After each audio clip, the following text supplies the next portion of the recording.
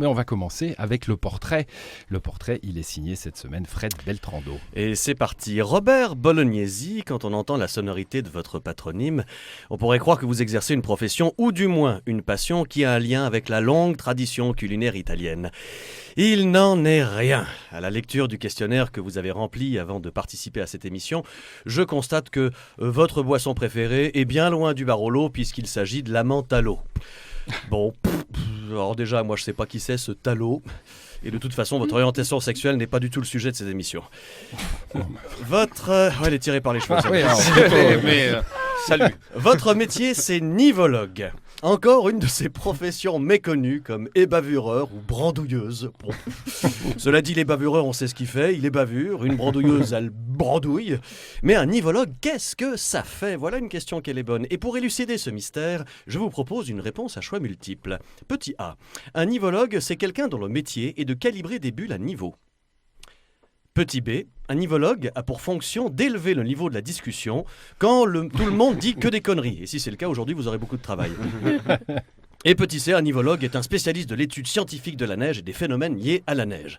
Vous l'aurez deviné, c'est toujours la réponse la plus tarte qui est la bonne.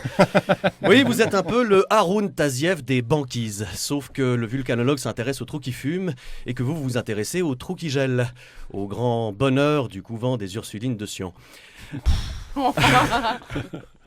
Alors, Pardon. Ils ont pas dans le Chablais, ça n'écoute pas de toute façon. À l'heure où l'honnête travailleur helvétique passe ses vacances dans les pays chauds, vous préférez les températures négatives et les souffles glaçants des Alpes valaisannes. On vous dit Winter is coming et vous êtes tout fou par les pieds. S'il y a un risque, c'est encore mieux puisque votre bureau d'études est spécialisé dans ce domaine. Vous mettez votre expérience de docteur S sciences de l'EPFL et votre ancienne fonction de chercheur à l'Institut fédéral de l'étude de la neige et des avalanches au service de cette mission. Vous écrivez également sur ce sujet. Votre dernier ouvrage s'intitule « Neiges et glaces des régions arctiques ». Bien vu, bien vu.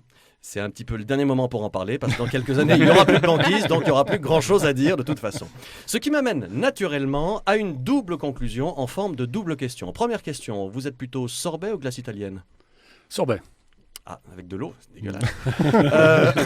Pas très de la bricotine aussi. Et deuxième question importante par rapport au sujet. Selon vous, Robert, regardez-moi dans les yeux, Robert, selon vous, soyez concentré sur cette question. À l'heure actuelle, quel est le plus grand risque en matière d'avalanche de poudreuse? Le cartel de Medellín, Donald Trump, le conglomérat des Inuits de Picardie ou Céline Dion? Le choix est vraiment difficile. Vous voulez que je vous les répète? Je dirais... Non, j'ai bien en tête. Il me semble que Donald Trump serait assez dangereux. Bien vu, bonne réponse. Vous pourrez rester pour cette émission. Merci. Merci.